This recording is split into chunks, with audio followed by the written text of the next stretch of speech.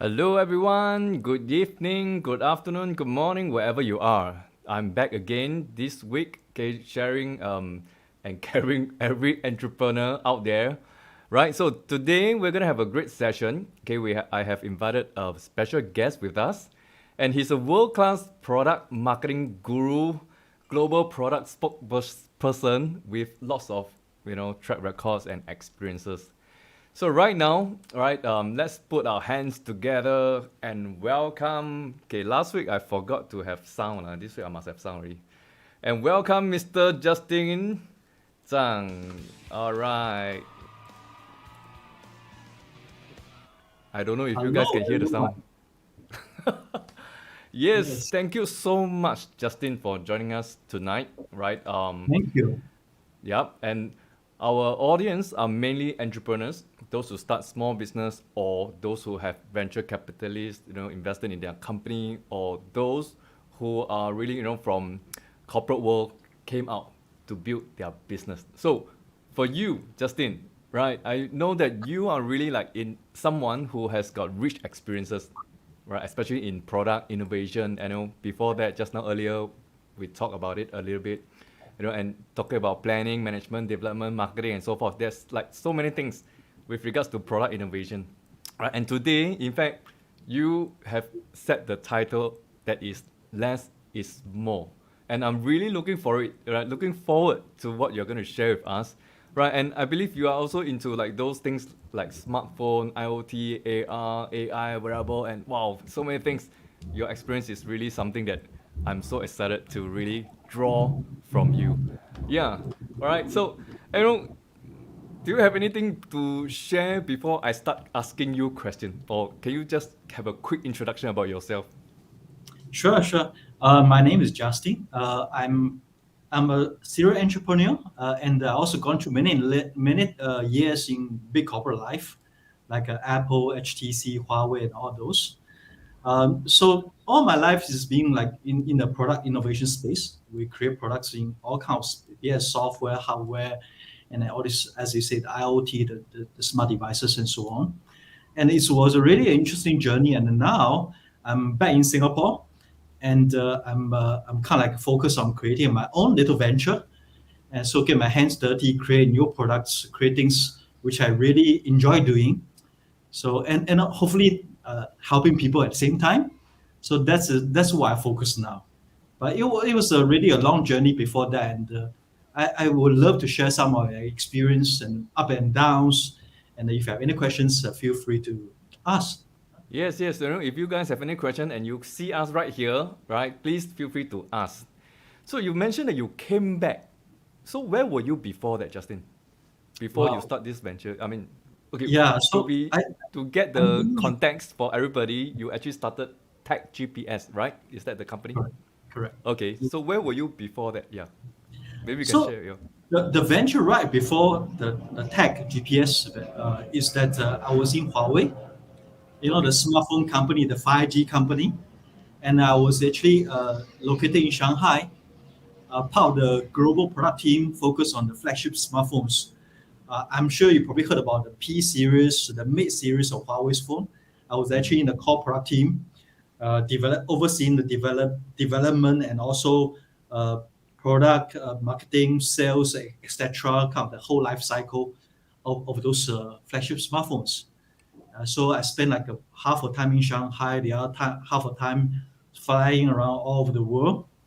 A lot of European trips and so on, and obviously also the Asia space and so on. So it was a quite interesting journey in Huawei, working with a very different kind of culture, different kind of culture. If you have ever heard about Huawei, you know that's actually a very different kind of company compared to what we generally hear about all the other MNCs like Apple, or you're talking about Johnson Johnson, all those kind of like Qualcomm, those kind of name we're familiar here, right?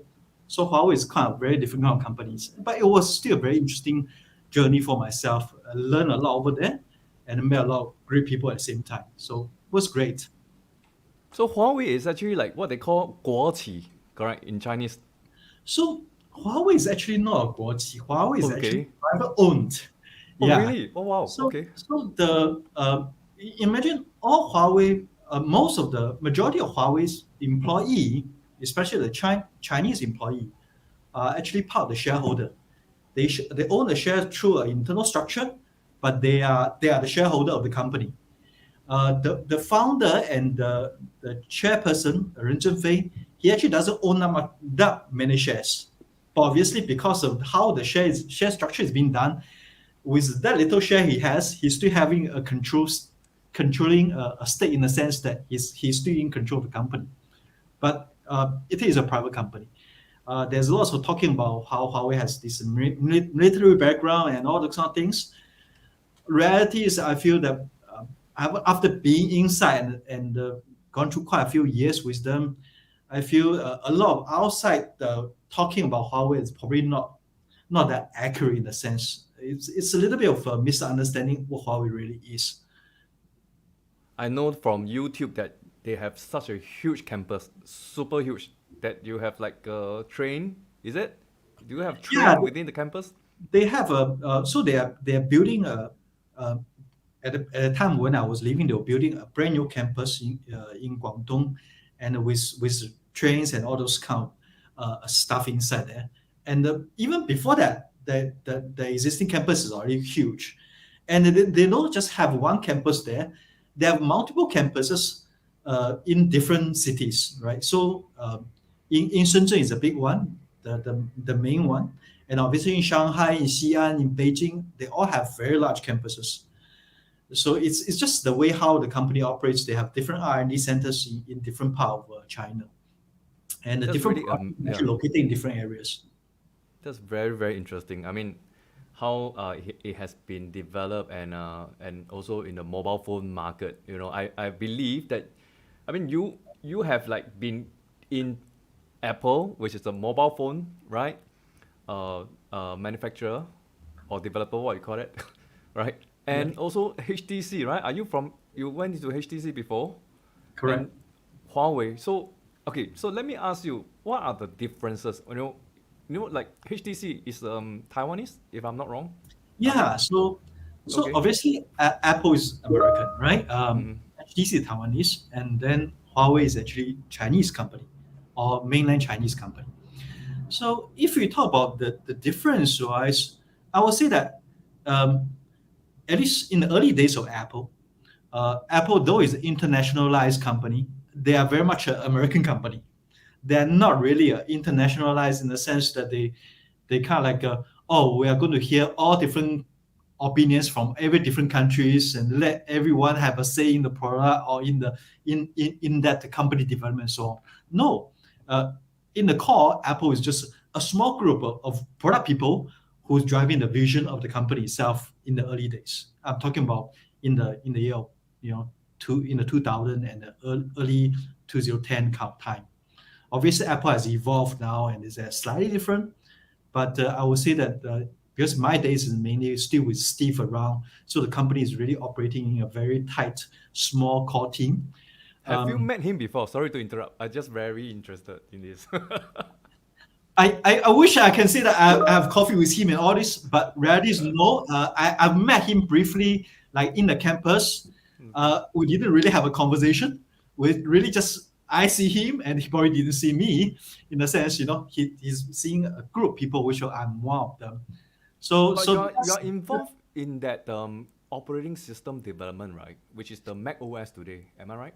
Yeah, Oh. so when I joined the company is when Apple finally realized that yeah, we need to expand the Asia business Mm. because China is going to be huge, and they're also planning to open an Apple store, first Apple store in Asia, in China, Beijing. So that's when they realize they have to do it, right? So that's when the company internally is driving vision, say, hey, we need to have people who truly understand the Chinese culture, the Asian markets to come in to provide some constructive feedback into the Mac OS development. At that time, iOS is still not a thing yet, right? Mm, So yeah. the core thing is to look at the Mac business itself, the Mac OS, and so we are kind of like I was fortunate enough that since I have quite a lot of software development background, and also in terms of localization, internationalization kind of with Chinese and Asian language features and so on. That's where they kind of feel like, oh, maybe Justin can come in and give us some feedback, on the ground feedback on what the Asians need for the OS 10. And that was actually a really interesting journey. So I joined as a Mac OS 10 product marketing manager for Asia Pac. And at that time, I was like, kind of look at, for Chinese input method, like how do we input Chinese on a Mac? What do we need to do? Is our current way of entering the Chinese the way the Chinese want it, right? How do we bring a handwriting recognition system for Chinese? How do we enter Thai on a Mac? And so on. So there was a lot of this kind of stuff involved. So first is obvious, when you expand your software feature into the country, the first thing is really look at the language support. But after that, you start looking at, so what are the favorite application people uses in those countries? And that's when this whole thing gets even more interesting, that Apple is looking at, say, hey, on our Mac OS, we need to figure out how do we make our web browser work with the Chinese websites. Make our mail application works with at that time was Wang Yi and Xing Lang and all those Sohu kind of China services. And also at the same time, the Chinese giants at that time is still not a giant outside China yet. Today, everybody knows Tencent and knows Baidu and Alibaba and all this. At that time, nobody knows about them outside China, but they are really thinking that how they can step out, and they also look at how do they incorporate themselves into this international big brands, especially like Apple. So I was fortunate enough to become also some kind of bridge in between the Chinese giants and the Cupertino corporate teams, kind of like being as telling one side, hey, from a Cupertino point of view, we would like you to join us to support the Chinese users in China on the Mac OS 10, and then hopefully also bring the voice from all these Chinese giants, telling the Cupertino guys, say, hey, these guys wanted to incorporate themselves so they can expand their services overseas. So that was a very interesting journey at that time, and I was fortunate enough to be in, I would say, be in the right position at right place at the time, to be able to meet up with senior people, senior product people from Baidu, Tencent, and all those, and really get to know them and try to understand both sides. That's really interesting. I mean, I hope that one day I also am able to meet these guys. So Yeah. HTC, sorry, you Yeah. carry on. Yeah, what do you want to say? So HTC. So why do I join HTC, right? So I was in Apple for 4 years, and looking at after the Asia Pac, starting from the OS 10, then slowly moving to the iTunes. At that time, we call it iTunes. Today, we call it App Store, right? Yep. We started iTunes. We look at the iTunes services, and then I started looking at the iLife and the applications. iLife is like iMovie and all those. So when you look at all those, then naturally I'm moving to iOS, when iOS also needs this Chinese localization and Chinese features, right? So in the later part of my Apple venture was really spend a lot of time looking after the iOS kind of segment of the business itself. Also at the same time being a spokesperson for all this software in Asia Pac. So I actually travel around to do launch events when all this software have new releases. Right? So that was a lot of fun. But after you start getting into the mobile operating system, the smartphone operating system, it's quite natural to see that, hey, what should I do next? How do I do even more than just looking at the software itself and say, hey, how do I influence the software, adding new features, make people understand what all this thing does and so on? How can I do a bit more than that? And in Apple, it's a little bit restricted in the sense that they prefer each individuals to become expert in their own areas. So they groom us in the sense that you have become a iOS expert, and you become more and more an expert in this area, right? But from my own personal point of view, I feel like maybe I can do a bit more than just the software stuff. And how can I influence, say, the iPhone development? Can I think about new features for the iPhone in terms of, say, for example, I want to have a new button on new cameras and so on. But in Apple, it's quite hard unless I move to Cupertino. So that's when happened that the HTC at that time HTC were like really start to taking off in the early days of Android, and HTC the opportunity comes in and say, hey Justin, we know you're doing something over there. What do you want to do a bit more, right? Do you want to have a ability to influence a full-fledged smartphone development, or even maybe not just one smartphone, but a family of smartphones, right?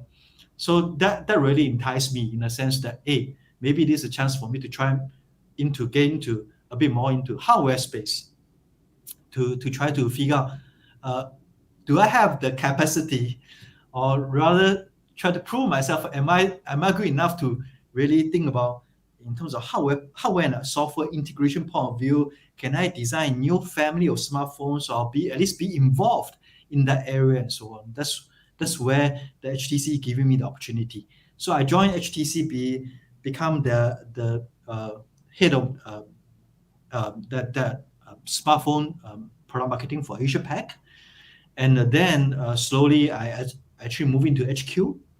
So I was spending like half of time in Taiwan, working with the core product team to say, hey, what do we do in terms of next family of smartphones and so on. So that was actually a very interesting journey. I spent even more years in HTC because there was really more things you could do over there. And I really appreciate the opportunity they have given me to really go into those things and see how it happens, and being part of it. And that was really fun.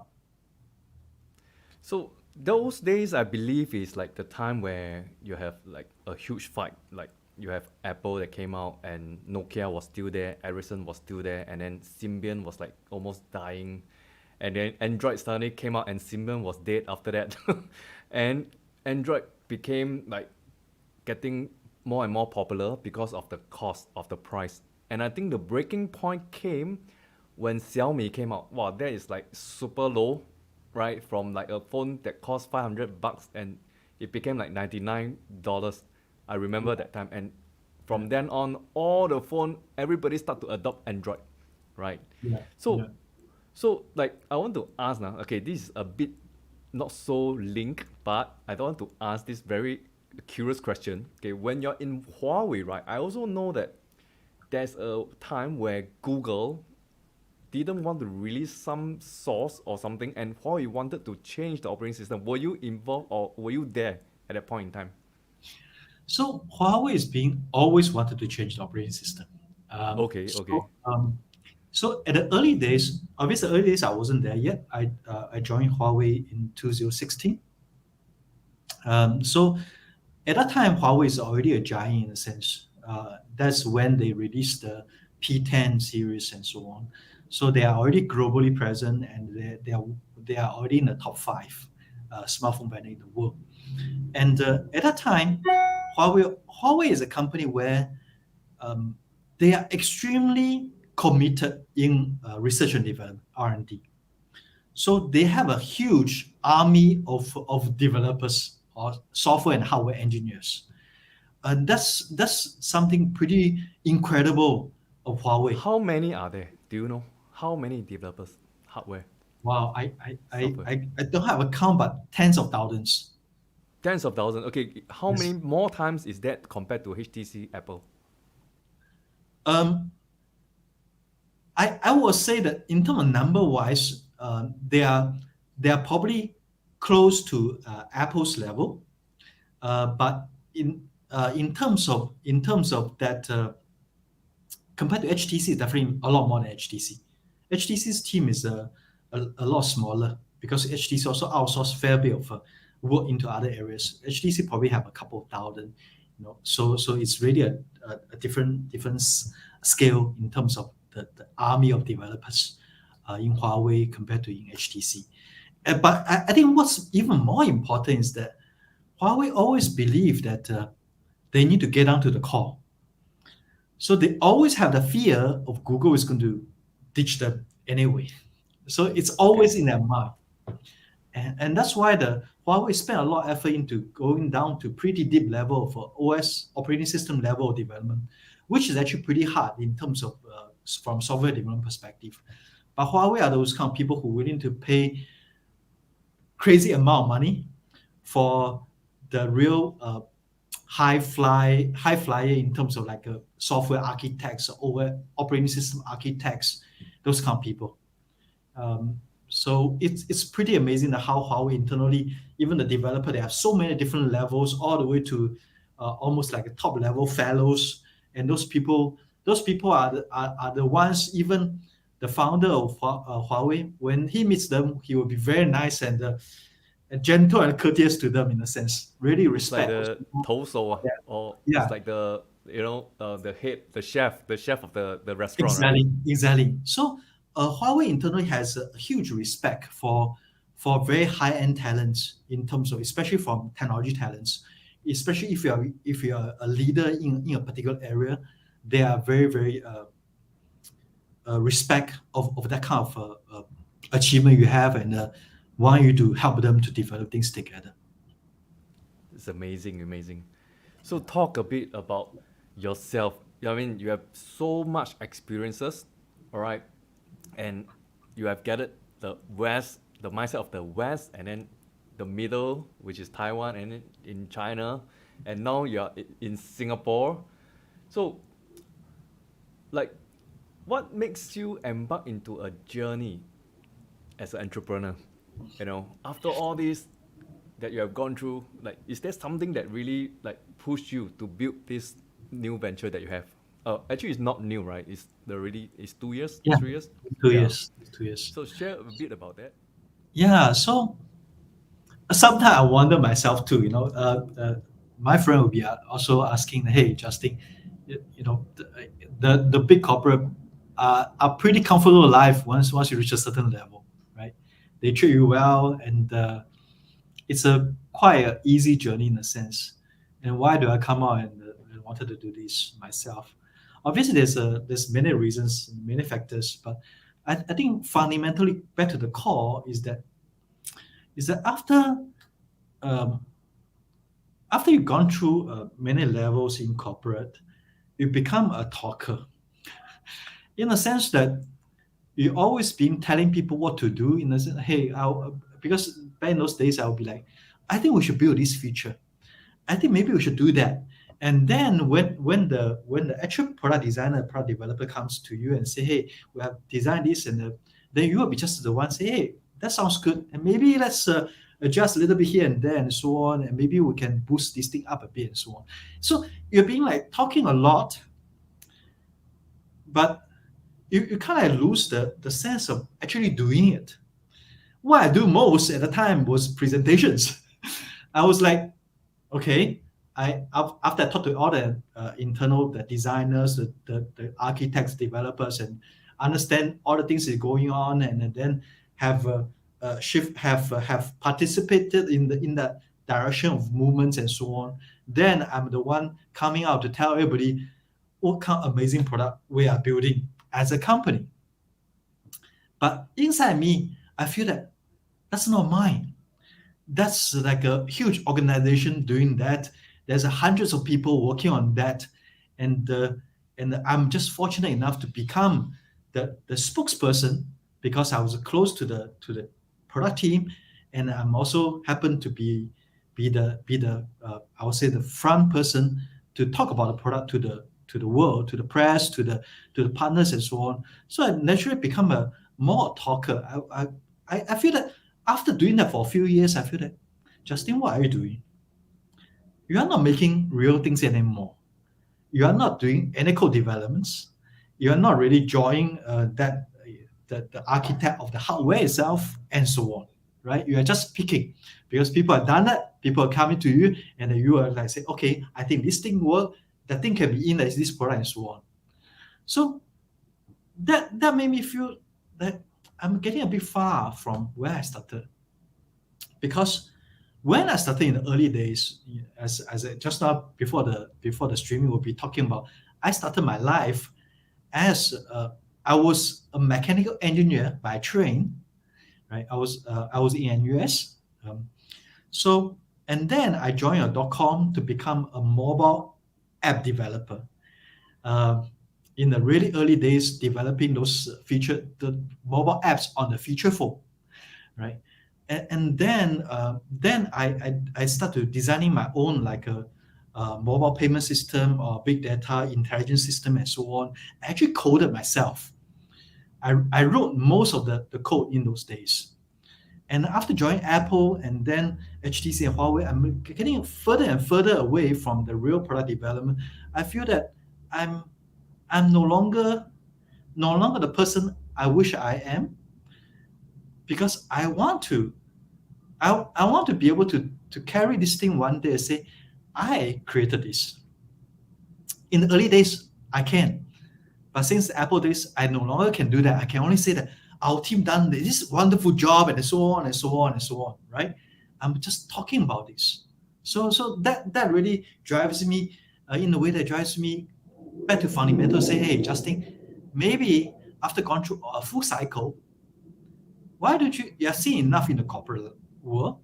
You have fly enough around the world. You have spent enough time overseas. And unfortunately, that also means I spend very little time with family. So maybe it's time to get back to home and then actually working on things I'm really interested in working on. And so that's where I kind of roll my sleeve again, get my hands dirty, and I challenge myself, say, Justin, after like almost 15 years of not writing any code, can you still do software or not? Then I want to also challenge myself and say, Justin, in the past, you always tell other people what to build in their hardware. Can you build hardware yourself? Right? So that's where all this new venture in the sense that started, in the sense that I want to do something myself, by myself. Yeah. So you're really as I hear you, I can see that you're really an innovator, right? I read this book, right, from Peter Drucker. He said that in an organization, right, there are only two things that in an organization that really makes money. One is marketing, the other one is innovation. So other than these two, the rest are all like extras. So you're at this point where you are innovating, and it's very interesting because innovation really needs you to keep things moving. Like you got to keep moving towards certain direction for your innovation. Got to keep improving. So actually, I want to ask, how do you keep this innovation moving for yourself, or even when you're in the corporate world, how do you keep this innovation moving? Like right now, even yeah. Mm-hmm. As keep innovation moving, obviously there are two aspects, right? One is really back to your own mindset, because I also feel that when we get a bit more mature over the years, we kind of getting a bit lazy in the sense that to try new things. And that's something I'm afraid of myself being one. I always tell myself, even when I'm becoming an old dog, I should learn new tricks, right? Because early days, I'm the one like being the first knowing all these things, being the first be able to do those things, right? Just now you mentioned about Symbian. I was actually involved in the pre-days of Symbian, which is EPOC. I'm not sure if you know about it, but those are really the early days of PDA.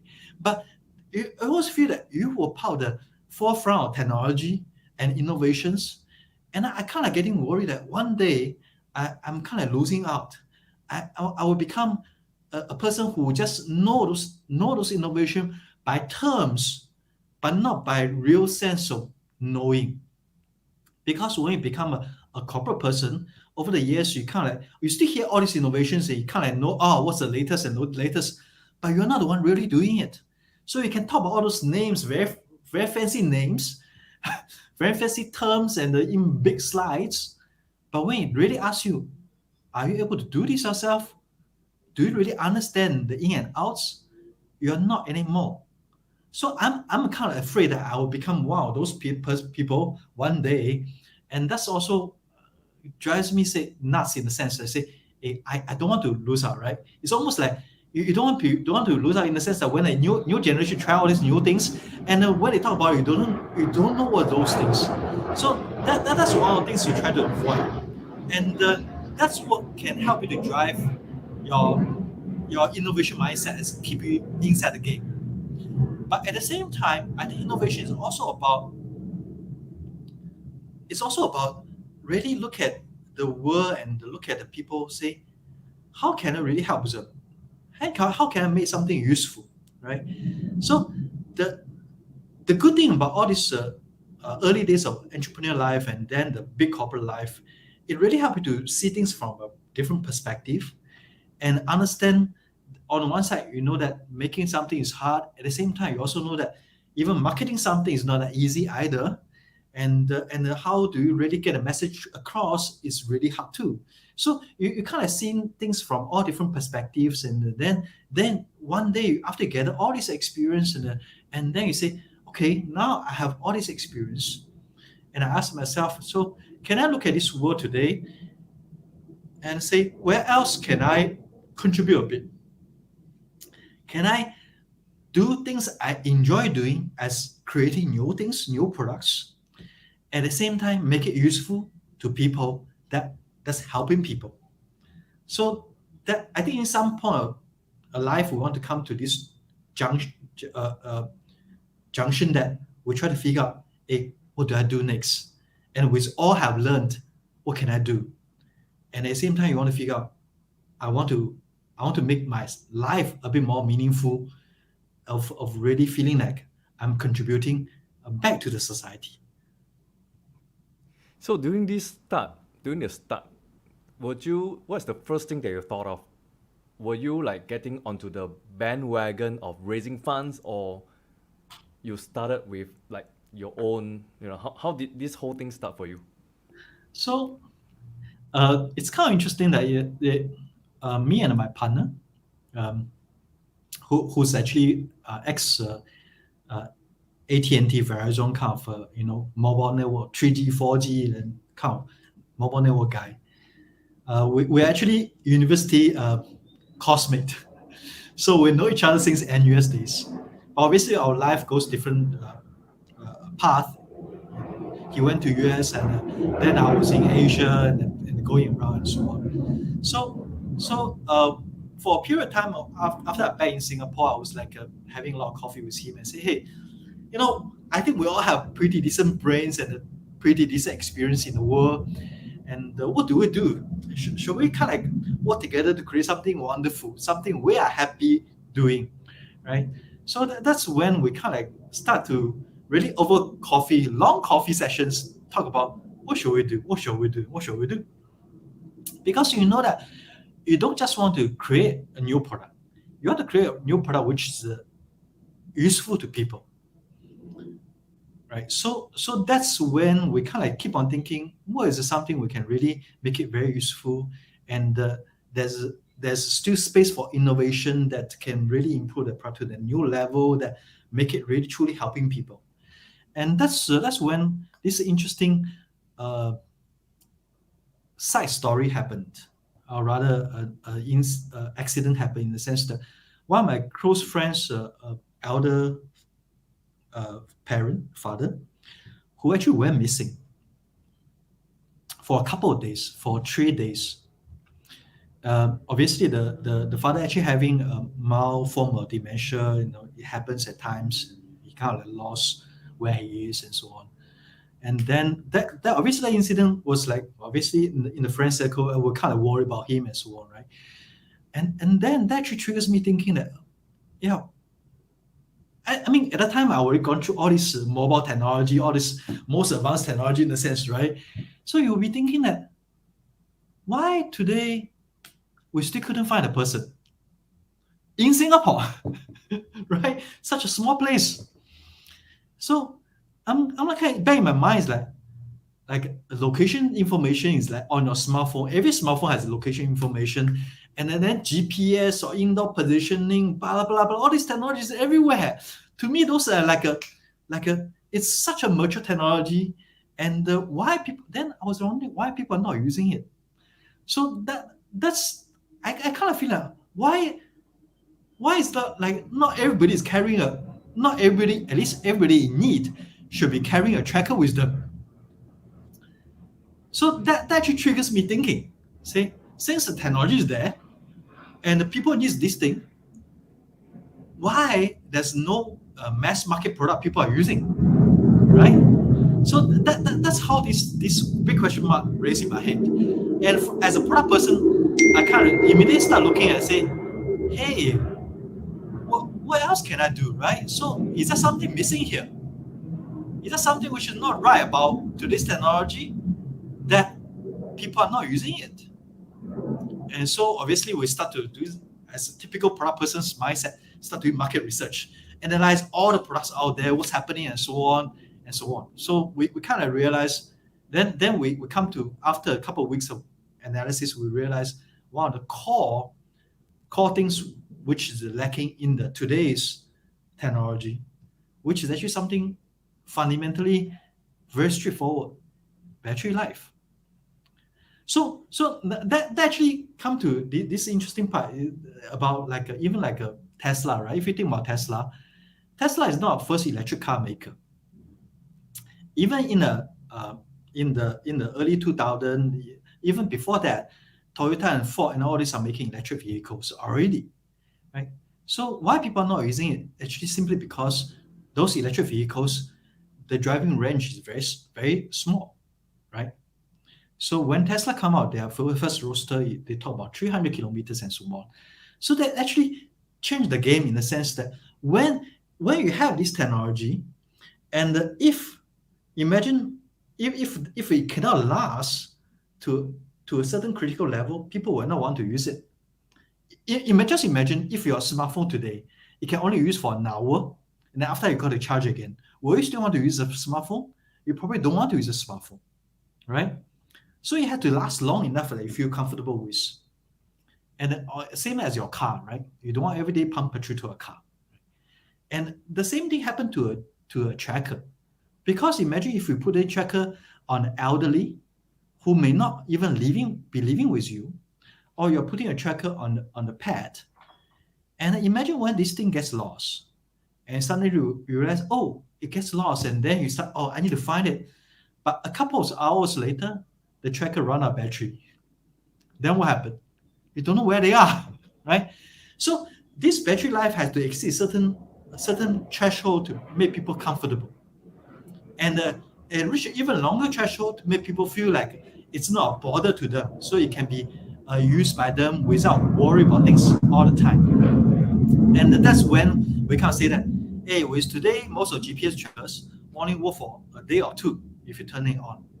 And then we say that we'll set our goal, say we're going to make it last for 30 days. Because we feel that if something can last for 30 days, you probably don't have this anxiety of using it. And imagine if 1 year you only need to charge it 12 times, the usability problem is disappeared, right? So because all the past years of experience, no matter in my own entrepreneur life or in big corporate life, we all know one of the key things is that, especially Apple Days actually teach me a lot about that, is that it's not about the feature per se. It's about the user experience. You can create a feature which is, say, capable of making certain things, or doing video editing. But if video editing is so hard, you need a pro to learn how to use it, then it will never get into mass consumer hands, right? So same thing as any other features. If it's hard, it's not easy to use, then many people may not want to use it. Even it can do what it's supposed to do. But simply because the user experience is not there, people will not want to use it. So that's the key thing I have learned over all these years of being a product person across so many companies. You have to focus. You have to focus on driving one or a few core product experience.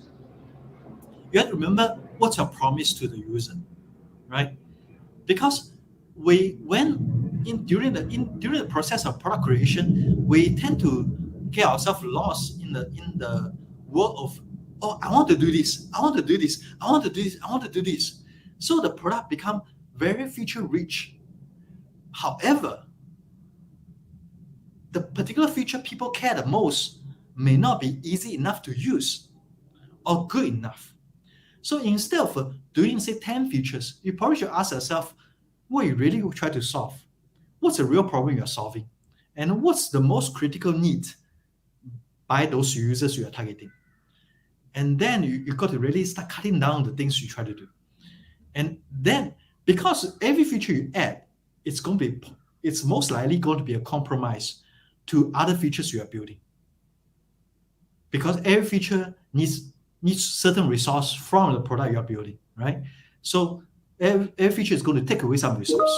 So it's really I think what I've learned, especially in Apple days, is that you want to make a good product, it's about complete the user experience, make the core user experience extremely well, that when people start using, people really love the feature being it is.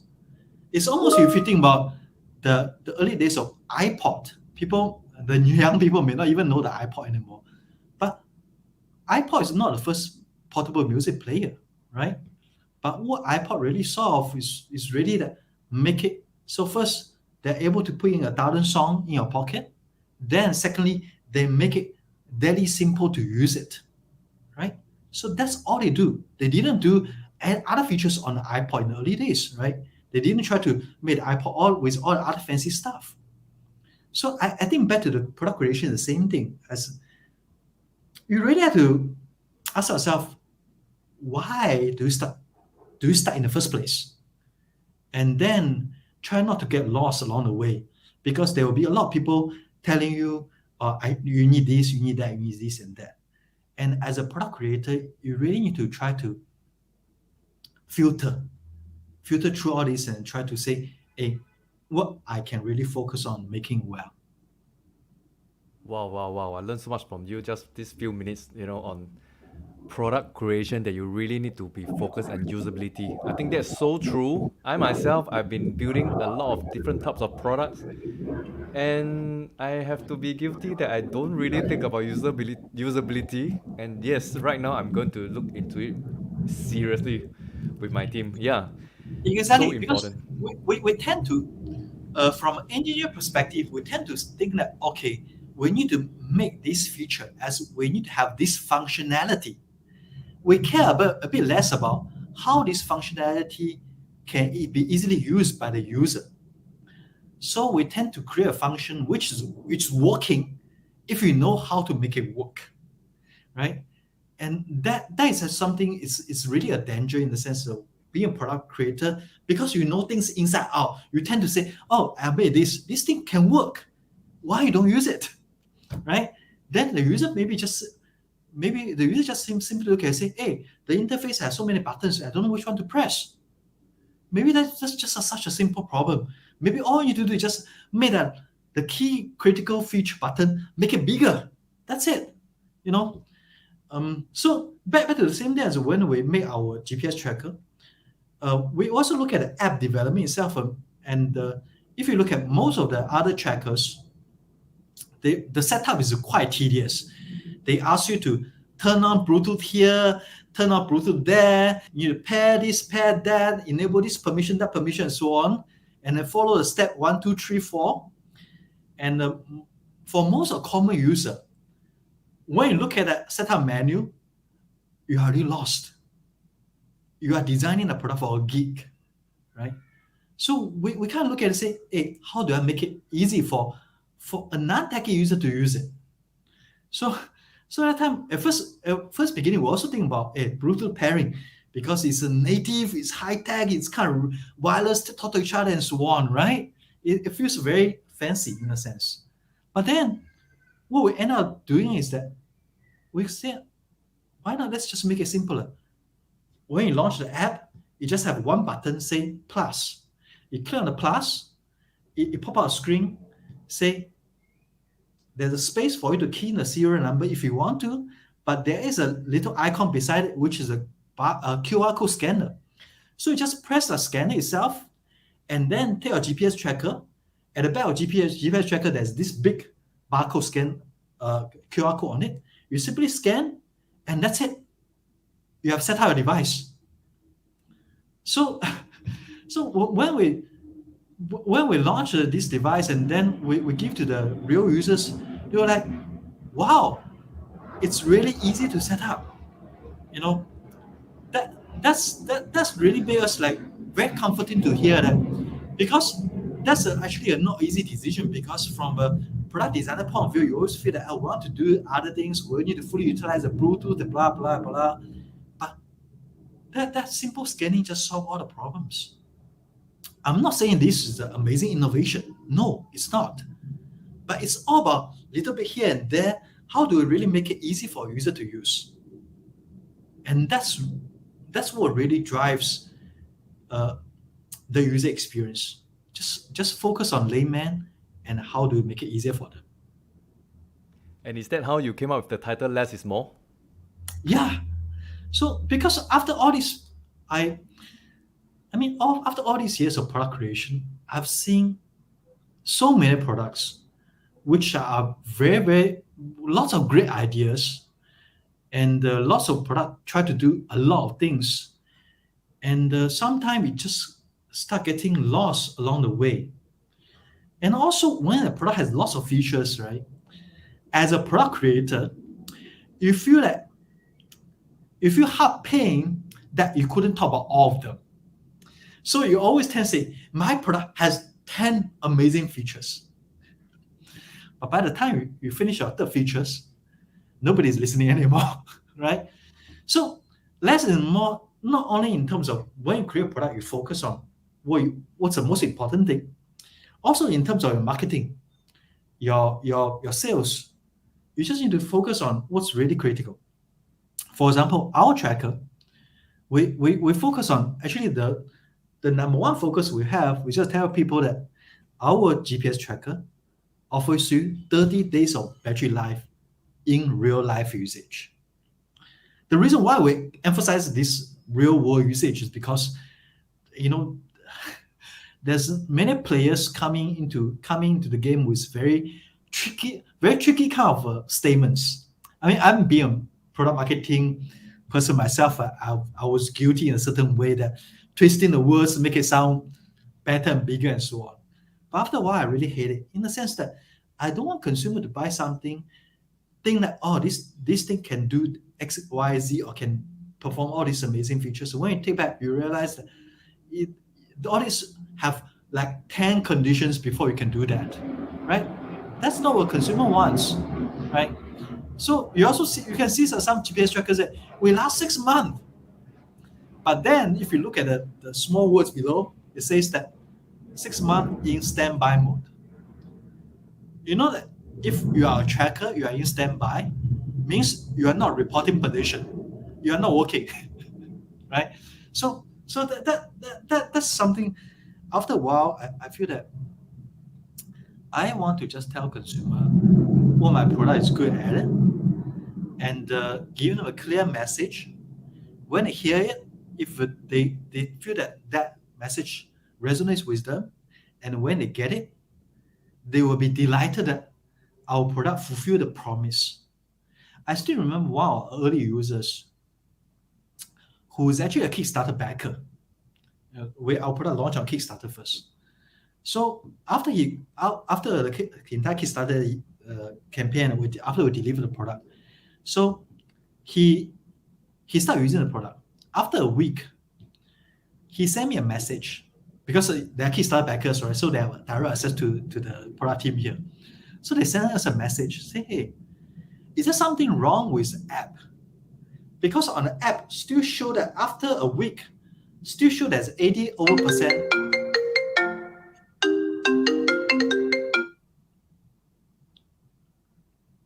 I'm sorry, there was a call coming. No, it's fine. Yeah. So on the app itself, it still shows that the 80% battery life left for the device. So the person kind of like messaged me, say, hey, I feel that battery indicator is wrong. You're probably not reporting your battery life correctly. I I was back in my mind, I was kind of like smiling. I said, it seems to be okay then. That was what I was expecting. But I was trying to be humble, right? I was just like, okay. I said, I think it's probably okay. Why don't you try another 2 weeks and see how it goes, right? So then after a while, then he write back again. He actually said that, hey, Justin, I'm really surprised as pleasantly surprised by the battery life. That 80% last week was a real number because now after another week it kind of dropped by another few percentage. So it's actually a real numbers going down.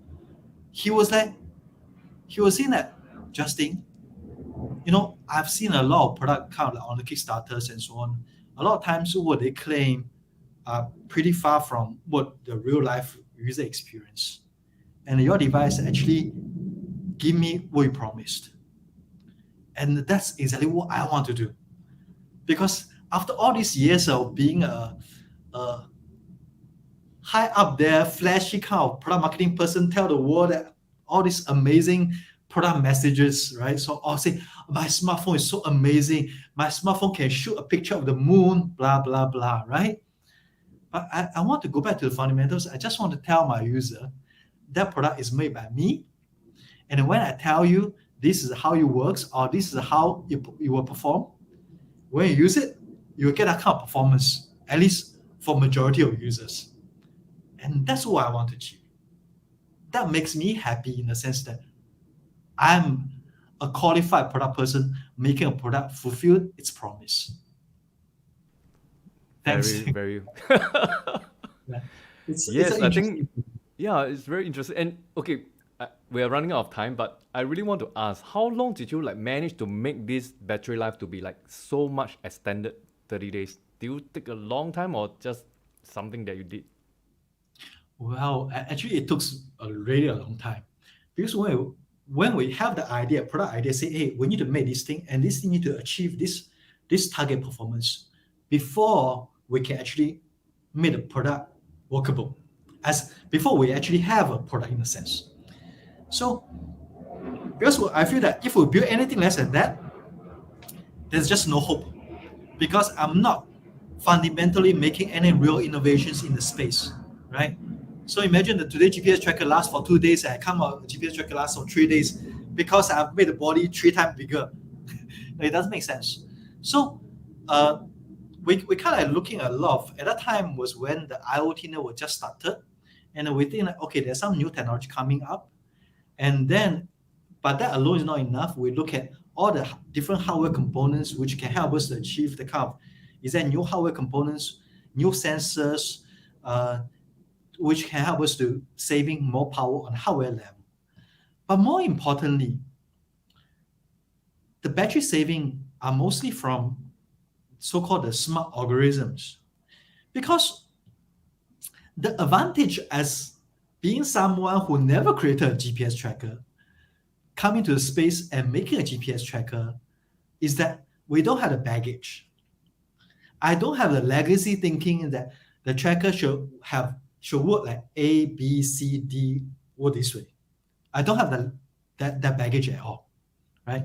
I coming from a new, like a crowd, smartphone, blah, blah, kind of world. They come in and say, hey, how do I make a tracker which can last 30 days and then fulfill the consumer need as an anti-loss kind of device, right? So my objective is very simple, is that I want to be able to help people to find that person or the thing you are tracking when it gets lost, and at the same time be able to last for 30 days. Okay, so I do not really care about what other historical or legacy kind of thinking is there at all. So when you start to find something new, then you start thinking, okay, what can I do? Can I use about new sensors? Can I use the cloud more? Can I create new algorithms? Entirely new algorithm to run this, because software is always a brain to run it. So being as a fundamentally, I started my life as a software developer in many years back, is to give me the foundation that I can think along the line of software, right? The intelligence line. So that's where actually all this, uh, I would say, knowledge or experience comes in to help and to drive that direction, making leveraging more of the cloud, leveraging more of the sensors, new advanced sensors, and taking a different approach and so on to make that product to kind of break free from the traditional thinking, which is going to tie you down. If you follow the traditional thinking, no matter what kind of hardware you use, you're going to tie you down to that 1 or 2 day or 2 or 3 day battery life. But when you break from and from another angle, then you have a chance to really do something different. Amazing, amazing. Yeah, I really can understand where you're coming from, which is really a little bit of um, improvement on every area. Of course, with Yeah, software, that's where you have big impact, right, correct, on the correct, battery life. Wow, correct. that's amazing. Wow, very, very, very valuable lesson, right? And really learned so much. Okay, so just before we end, because we're supposed to be 30 minutes. This is already 60 minutes. Oh, okay. I didn't realize the time passed so fast. Yeah.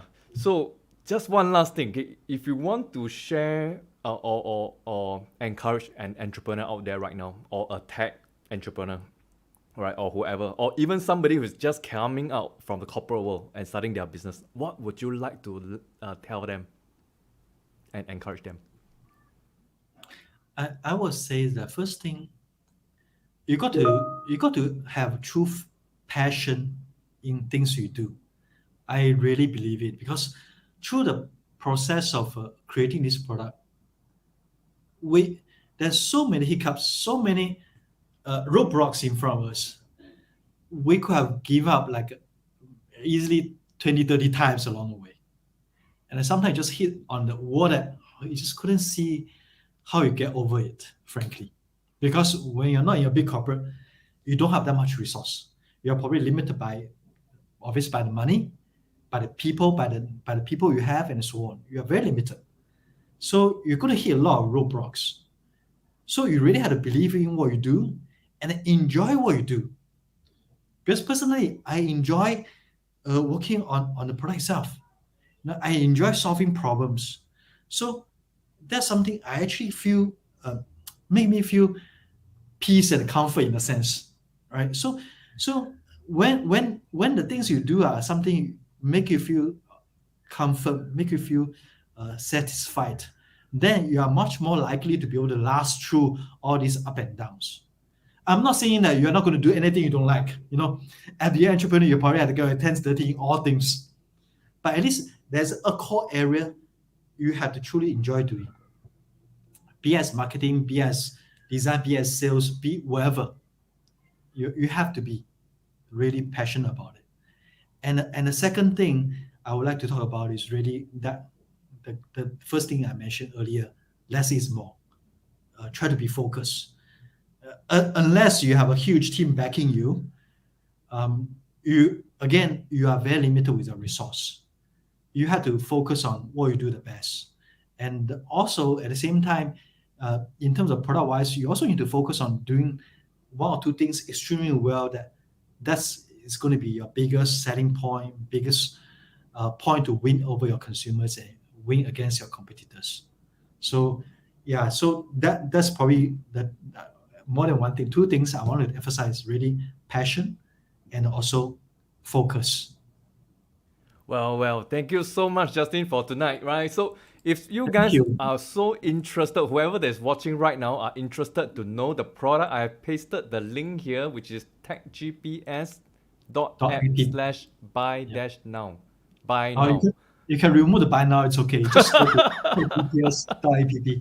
You don't have to go to the No, store, right? Yeah, look, just go and look at what we have done. As a fellow entrepreneur, you can see that the kind of focus we have in what the things we are doing and so on. And feel free to drop us a line if we are happy to share our experience. And obviously, we are also happy to see more people join the entrepreneurial space. I feel that in Singapore, it's I would say fundamentally Singapore is not exactly a very a good environment, or not the best environment for entrepreneurs. I think there's one is cultural, because I think Singapore gone through a days where the big corporate helped Singapore develop so fast, and many people enjoy the corporate life and making good money, and then everybody's saying that you should join the big corporate life and go up the ladders and making good life. So it's less openness towards really entrepreneurs in a sense. At the same time, Singapore also um, there's because of this, there's also lesser a community and less people to help each other, so and so on, and even less. Singapore is also become lesser uh, a maker. We tend to market ourselves we're the financial hub, we're the blah blah blah. But I, as a probably I'm a bias, but from an engineering background, I think the world still need to be driven by the makers, by the people who actually make products.